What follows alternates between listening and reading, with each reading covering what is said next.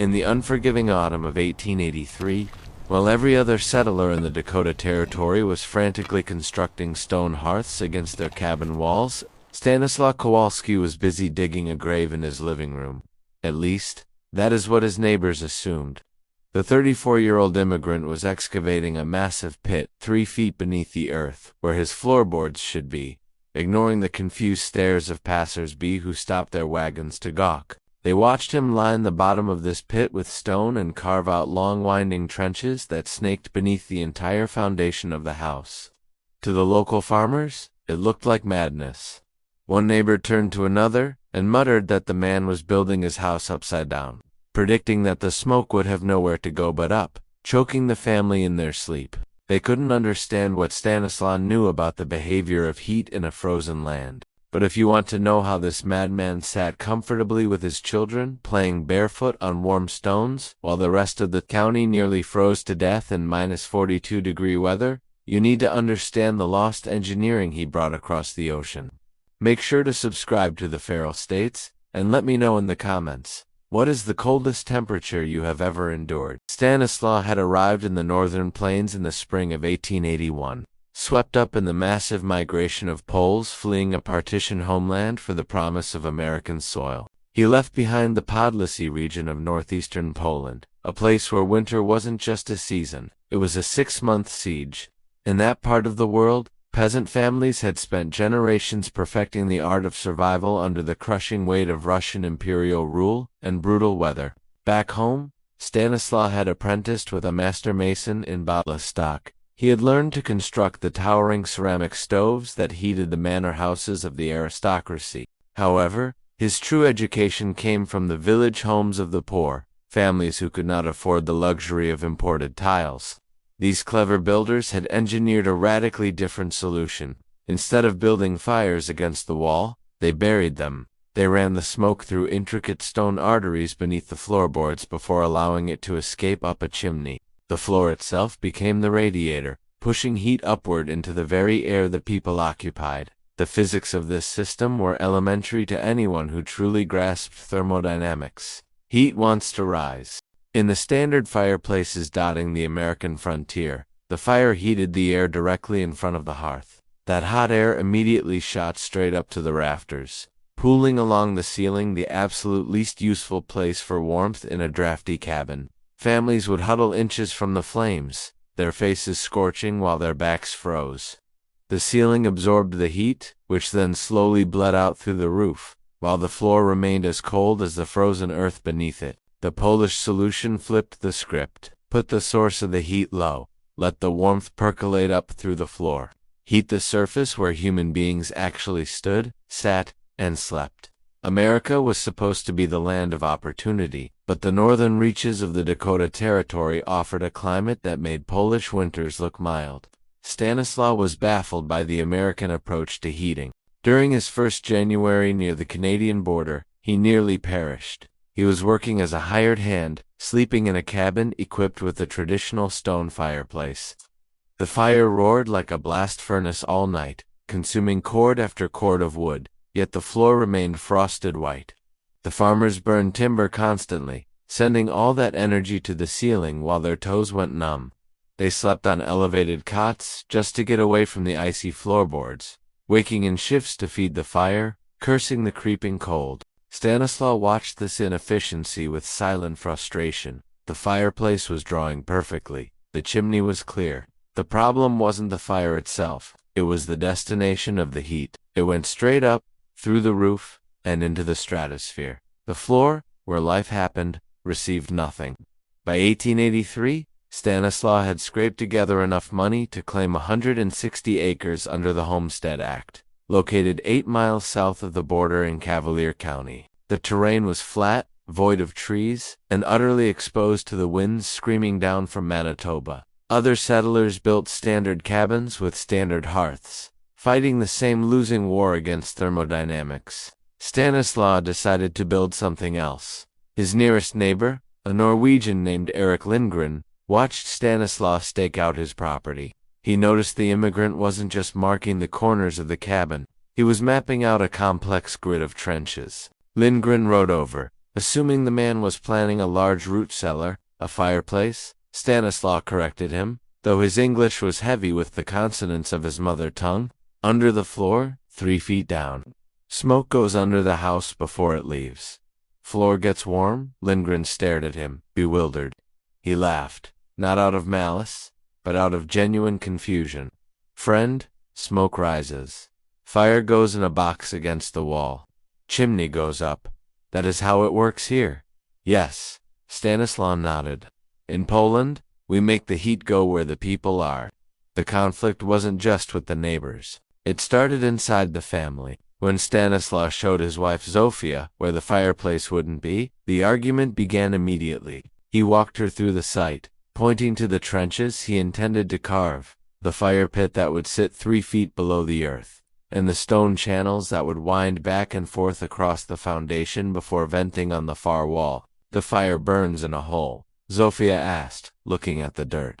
Beneath our feet in a stone chamber, he insisted, vented properly.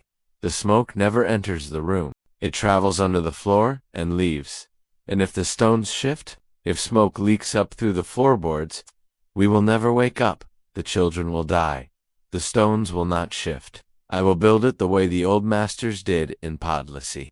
Thick channels, clay seals, heavy slabs. Zofia had followed this man across an ocean, endured the misery of steerage, the crowded trains, and the crushing isolation of a territory where her language was spoken by no one. But putting a fire beneath her children's feet felt like a bridge too far. It felt like a reckless gamble. The Americans use fireplaces, she argued softly. Stone hearths, they work. They work poorly, Stanislaw countered. They heat the roof while the floor turns to ice. I have seen children sleeping in heavy coats because the ground was too cold. Our children will walk barefoot. News of the project traveled fast. Lindgren rode over a week later, ostensibly to talk about fence lines, but really to see the madness firsthand. He found Stanislaw waist-deep in a pit, arranging stones for the combustion chamber. Kowalski, Lindgren shouted down, the men at the store are talking. They say you're building it backwards, running smoke under the floor. Let them talk. I've been here 6 years, Lindgren said, shaking his head. I've seen men try new things. Sod roofs that collapsed. Cellars that flooded. Novelty doesn't survive a Dakota winter. This survived centuries in Poland. Poland has trees. Poland has hills. We have nothing but grass and wind that will freeze the blood in your veins. What happens when soot clogs those tunnels? When the seals break and carbon monoxide seeps up while you sleep? I will clean them every autumn. The seals are clay and stone. They last for decades. This is not an experiment. The skepticism turned public 2 weeks later at the general store in Langdon. Stanislaw had gone in for supplies, fire clay, lime, flat stones, and walked into a debate about his own sanity. The Pole is burying his fire, one man said loud enough to be heard. 3 feet down, says the smoke runs under the floor. He's either insane or trying to kill his kin. Heard there's no chimney until the far wall, another added. That ain't a fireplace. That's a tomb. Stanislaw bought his supplies in silence, loaded his wagon, and drove home. Let them laugh. Come January, they would be huddled around their roaring hearths, freezing their backsides, while his children played on warm stone. What Stanislaw understood intuitively, modern engineers would later calculate with precision. The issue with traditional fireplaces is simple physics. Wood burns at over 1,000 degrees. That superheated air rockets up the chimney. A standard fireplace radiates perhaps 20% of its heat into the room.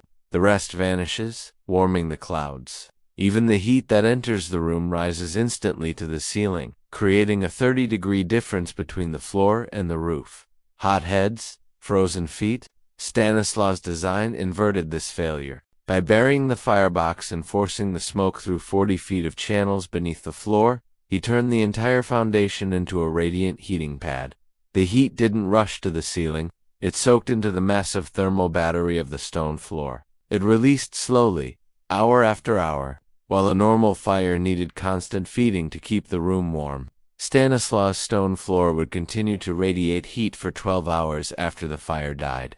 The excavation was brutal. It required moving tons of earth, far more labor than a standard cabin. Stanislaw dug the fire pit 3 feet deep, lining it with heavy field stones and mortaring it with heat-hardening clay. He built a stone lintel to support the access hatch, allowing him to feed the fire from inside the room without letting smoke escape. Then came the channels from the fire pit. He dug a trench a foot wide and 8 inches deep, snaking it in a continuous loop across the cabin's footprint. North, then east, then doubling back west. A 40-foot intestine of stone that would extract every ounce of heat from the smoke before it reached the chimney. He lined the channels with flat stones to ensure smooth airflow and sealed every joint with a mixture of sand and fire clay. He covered the trenches with massive slabs, some weighing 100 pounds, fitting them together like a puzzle. Then, he sealed those seams with more clay. By July, the underground lungs of the house were finished. When he lit a test fire, the draft pulled perfectly. The smoke vanished underground, traveling the 40-foot circuit before puffing out the chimney on the far wall. The cabin walls went up in August over the channel covers. He laid a final floor of flat stones bedded in sand to create a smooth, unified surface. On September 15, 1883, he lit the first real fire. He fed it for 4 hours, charging the thermal battery. By evening, the floor wasn't hot, it was gently, impossibly warm. Sophia took off her shoes and stood on the stone. Tears welled in her eyes. "It works. It has always worked," Stanislaw said. "The Americans just never learned." By October, the cabin was a local tourist attraction. Homesteaders rode miles out of their way to stare at the house with the chimney on the wrong wall. The amusement had turned to genuine concern. "It's unnatural," a farmer declared at the saloon. "Fire belongs where you can see it. How can you warm your hands? Their feet will be warm, but they'll freeze from the waist up, or they'll suffocate." Eric Lindgren visited again in early October. He walked into the cabin and touched the floor. He admitted it was warm, but remained skeptical. "It's barely freezing outside," he told Stanislaw. "Wait until it's 40 below. You need roaring flames, not warm rocks. This floor won't hold up against a Dakota blizzard." "The rocks hold more heat than air," Stanislaw replied. "I burn longer fires when the cold comes. The floor stores it, and I built hatches to clean the soot. I am not a naive neighbor."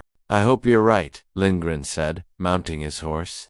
"But this land humbles clever men. Even the women of the county tried to warn Zofia." A neighbor named Ingrid Hogan brought vegetables and pointed questions. "Where is the hearth?" she asked, looking around the empty walls. "Where does the family gather?"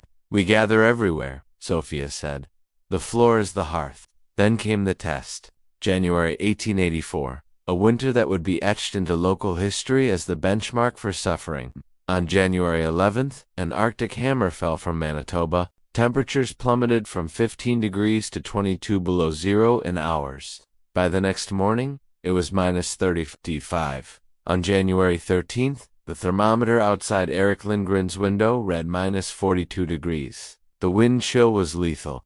Flesh froze in 60 seconds. Cattle died standing up. The snow attacked horizontally, driving through every crack in the settlers' cabins. Eric Lindgren was losing the battle. He burned wood at a terrifying rate, his fireplace roaring with flames 3 feet high, yet 10 feet away from the hearth. His floor was white with frost.